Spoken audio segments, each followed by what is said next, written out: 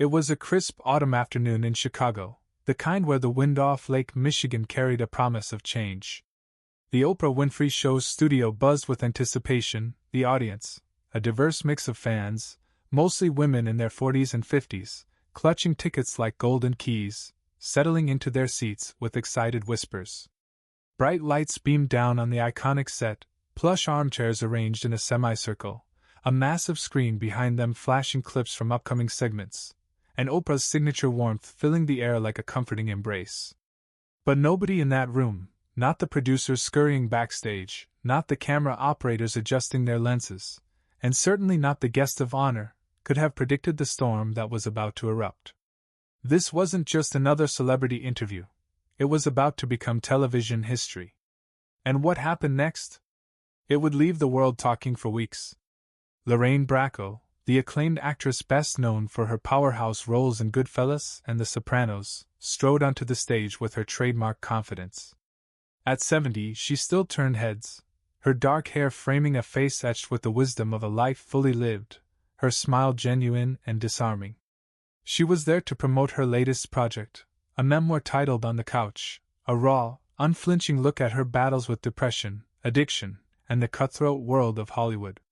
The book had already sparked buzz for its honesty, and Oprah, ever the champion of personal stories, had invited her on to discuss it. As Lorraine settled into the armchair opposite Oprah, the audience erupted in applause. Oprah, dressed in a flowing emerald green ensemble that matched her vibrant energy, leaned forward with that famous empathetic gaze. "Lorraine, welcome! It's such an honor to have you here," Oprah began, her voice rich and inviting, drawing the crowd in like a storyteller around a campfire. "Your book is incredible, so vulnerable, so real. You've shared things that many people keep hidden. What inspired you to put it all out there?" Lorraine chuckled softly, crossing her legs with poise. "Well, Oprah, after all these years in the spotlight, I figured it was time to own my story. Therapy saved my life, literally. And if sharing that helps even one person feel less alone, it's worth it." The audience murmured in agreement, a few nods rippling through the rows. The atmosphere felt warm, supportive, like a group therapy session on national TV. But then, something shifted. Oprah's expression hardened just a fraction, imperceptible to most, but Lorraine caught it, a flicker in those piercing eyes. The host tilted her head, her tone taking on a sharper edge. "Vulnerable, yes. But let's be honest, Lorraine. You've built a career playing tough, resilient women, Dr. Melfi analyzing Tony Soprano's psyche, Karen Hill standing up to mobsters. Yet in your book you talk about crumbling under pressure, turning to pills and alcohol. Isn't there a bit of hypocrisy there? Promoting strength on screen while admitting weakness off it? Some might say you're capitalizing on your struggles for sympathy, or sales."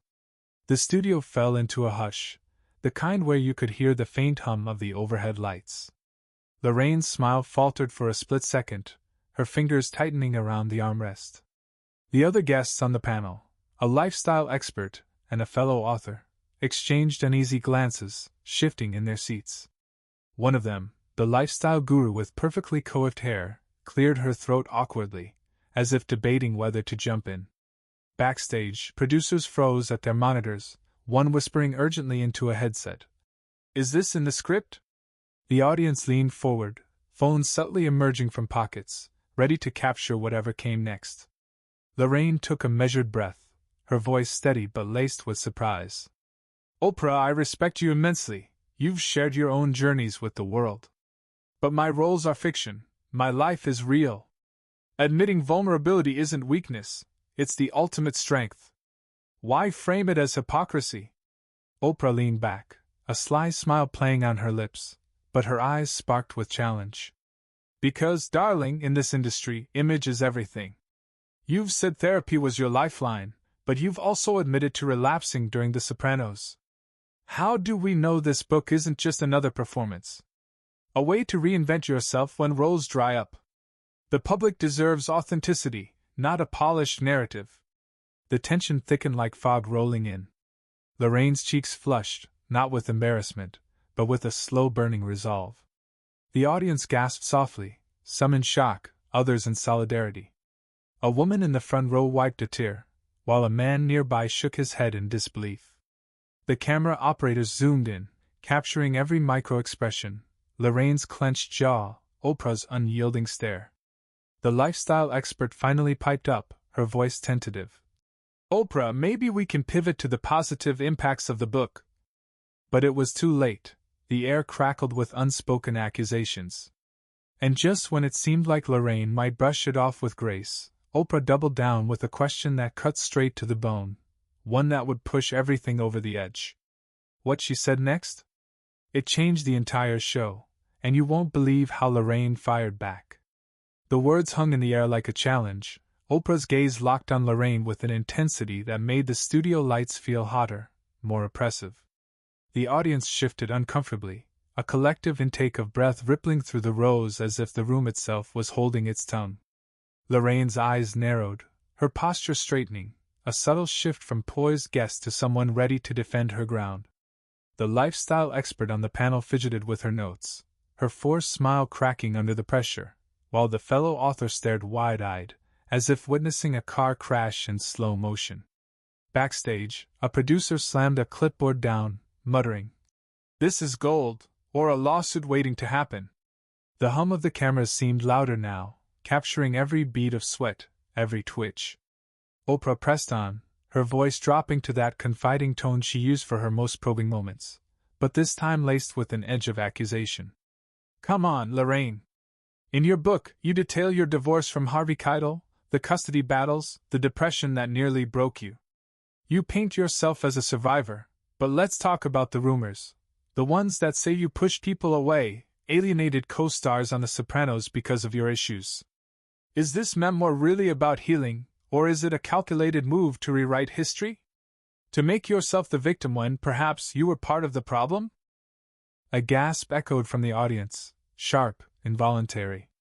A young woman in the third row covered her mouth, her phone already recording, while an older gentleman beside her shook his head in disapproval. Lorraine's hands clenched in her lap, knuckles whitening against the soft fabric of her skirt. The air thickened with unspoken tension, the kind that makes your skin prickle. She could feel the weight of every eye on her, the judgment mixing with sympathy in a toxic brew. The other panelists exchanged panicked glances. The lifestyle guru finally interjected weakly.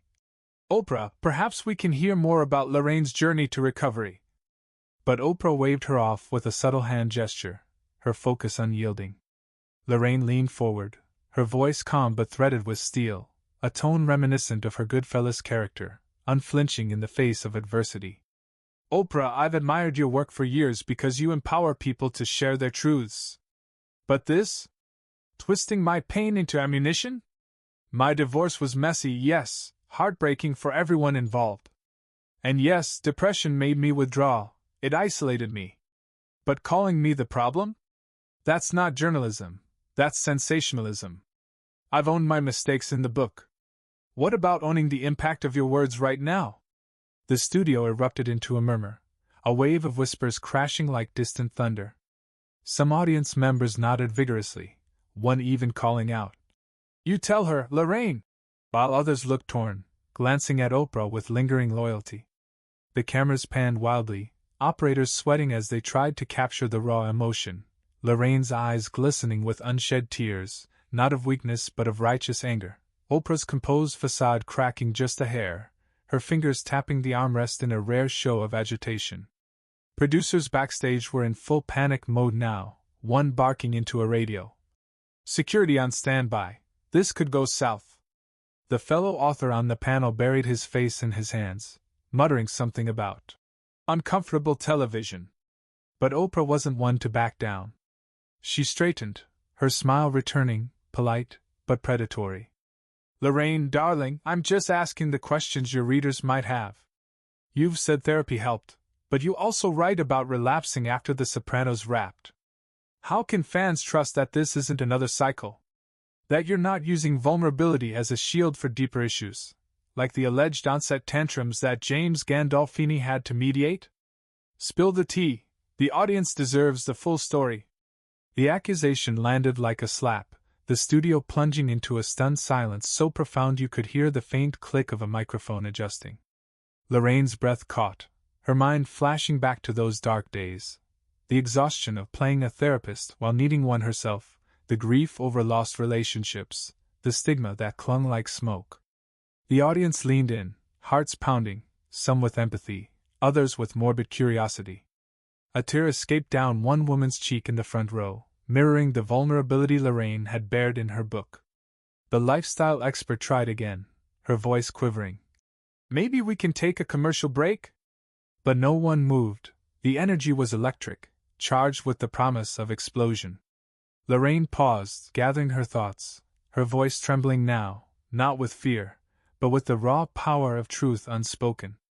She stood slowly, the scrape of her chair against the stage floor echoing like a gunshot. "Oprah, you've built an empire on empathy. But right now you're wielding it like a weapon. My issues? They're human. The tantrums? Exaggerated gossip from a set under immense pressure. James was a friend. He understood because he fought his own demons. But to drag that here, in front of millions, for ratings?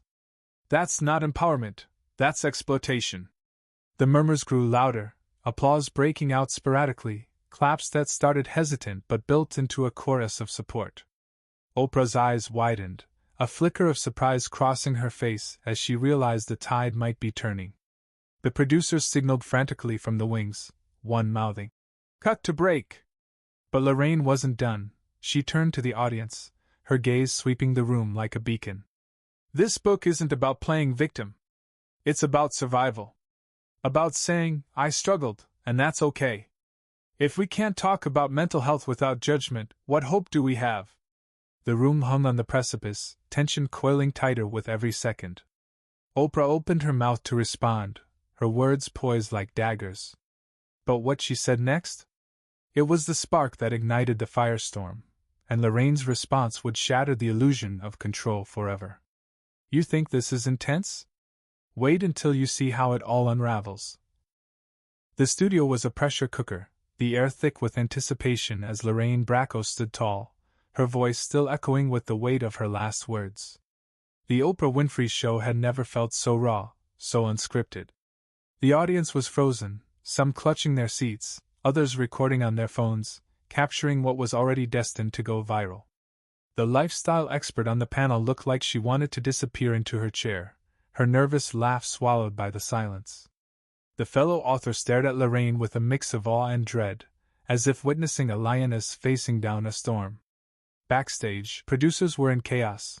One shouted into a headset, "Get security closer, but don't move yet," while camera operators zoomed in, catching the fire in Lorraine's eyes and the faintest crack in Oprah's polished composure. The hum of the studio lights buzzed like a swarm of bees, amplifying the tension. What Oprah said next would either defuse the moment, or set it ablaze, and nobody was prepared for the explosion that followed. Oprah leaned forward, her smile tight but unwavering, her voice dropping to that intimate, almost conspiratorial tone she wielded like a scalpel. "Lorraine, I hear you, survival is powerful. But let's not pretend. You've admitted to pushing people away, to burning bridges. You wrote about your fallout with David Chase, The Sopranos creator, over creative differences. Some say you were difficult, that you demanded too much control. Is this book really about healing, or is it a way to shift blame? To make yourself the hero of a story where others paid the price for your struggles?" The accusation sliced through the room like a blade. The audience gasped, a collective sound that rippled like a wave. A woman in the back row whispered loudly, "That's too far," while another shook her head, torn between loyalty to Oprah and sympathy for Lorraine. The cameras panned to capture the chaos. A man in the audience scribbling furiously in a notebook, a teenager filming with trembling hands. The lifestyle expert finally spoke, her voice shrill with desperation. "Oprah, maybe we can focus on the book's message of hope?" But Oprah's eyes stayed locked on Lorraine, daring her to respond. The producers, sensing the moment spiraling, signaled to the band to prepare for a break, but the music didn't come. The stage was a battlefield, and retreat wasn't an option. Lorraine's face tightened, her lips pressing into a thin line as she absorbed the blow. Her hands trembled slightly, not from fear, but from a fury she'd kept buried for years. She took a step forward, the click of her heels on the stage floor sharp as a gunshot. Oprah, you're a master at this, turning someone's truth into a spectacle. Yes, I had conflicts with David Chase. We were artists, passionate, human, working under pressure you can't imagine. But to call me difficult? To imply I'm dodging blame? I wrote every word of that book with honesty, knowing I'd face questions like this. I'm not here to play hero. I'm here to say that surviving isn't pretty, but it's real. And if you think dragging my past through the mud proves a point, you're not empowering anyone, you're tearing them down. The studio erupted. Applause burst from half the audience, fervent and fierce, while others sat in stunned silence, unsure where to land. A woman in the front row leapt to her feet, clapping wildly, tears streaming down her face, while a man nearby shook his head, muttering, "Oprah's just doing her job." The cameras swung between Lorraine's defiant stance and Oprah's unreadable expression, the tension so thick it felt like the room might crack. Backstage, a producer hissed, "This is trending already. Twitter's going nuts." The lifestyle expert tried to interject again, stammering, "Lorraine, your courage is inspiring." But her words drowned in the case. The fellow author just stared, mouth agape, as if witnessing a gladiator match. Oprah, sensing the shift in the room, adjusted her posture, her voice softening but still pointed. "I'm not tearing you down, Lorraine. I'm asking what everyone's thinking. Can we trust this story? You've been in the spotlight for decades, played tough women, lived a tough life. But when does vulnerability become a brand? When does it become a way to dodge accountability for the chaos you left behind, like the crew members who called you a diva, or the friends you cut off?" The question was a grenade, and the audience braced for impact. Lorraine's eyes flashed, a storm brewing behind them. She took another step forward, her voice low but resonant, cutting through the noise like a blade. "You want accountability? Here it is. I was a mess sometimes, depression does that. Addiction does that. But I rebuilt myself, piece by piece, and I'm still standing. You call it a brand, I call it survival. And if you think my story is about dodging blame, you haven't read a single page of my book. You're not asking questions, Oprah, you're crafting a narrative. And I'm done being your plot twist." The room exploded into chaos, applause, gasps, and murmurs blending into a cacophony. Lorraine turned, her movements deliberate, and walked toward the stage exit, her heels clicking with finality. The audience was split, some stood, cheering her on, shouting, "You go, Lorraine!" while others whispered, "She can't just walk out." Oprah rose halfway from her chair, her face a mask of shock and calculation, calling after her, "Lorraine, we're not done here!" But Lorraine didn't turn back. She paused at the edge of the stage, facing the audience, her voice steady but raw. "This isn't about winning a debate. It's about telling the truth, even when it hurts. If my story helps one person out there feel less alone, it's worth every second of this. Thank you." She walked off, the heavy studio door slamming behind her with a thud that echoed like thunder. The audience was a mess, some crying, some clapping, others furiously typing on their phones. The cameras caught it all, Oprah sinking back into her chair, her smile gone, the lifestyle expert staring blankly, clutching her notes, the fellow author shaking his head, muttering, "That was unreal." Producers scrambled, one yelling, "Go to commercial, now!" as the band finally struck up a frantic tune. The screen faded to black, but the moment was far from over. Within minutes, clips flooded social media, hashtag Lorraine vs. Oprah trending worldwide, tweets ranging from, "Lorraine Bracco is a queen," to, "Oprah went too far." The internet was a battleground, and the war had just begun. In the days that followed, Lorraine's memoir soared to the top of bestseller lists, fueled by the viral moment. Talk shows dissected the clash, some praising Lorraine's courage, others debating whether Oprah's questions were fair. Lorraine herself stayed silent, letting her book speak for her, while Oprah issued a carefully worded statement about challenging conversations. The public remained divided. Some saw Lorraine as a beacon of authenticity, others as a diva who couldn't handle scrutiny. But one thing was clear, Her exit had sparked a conversation about mental health, vulnerability, and the cost of public judgment. It wasn't just a moment, it was a movement. So, who was right? Did Lorraine reclaim her truth, or did she dodge accountability? Was Oprah pushing for honesty, or crossing a line for ratings? Share your thoughts in the comments, and subscribe for more stories that shake the world. Because what happened on that stage? It's only the beginning of a much bigger story.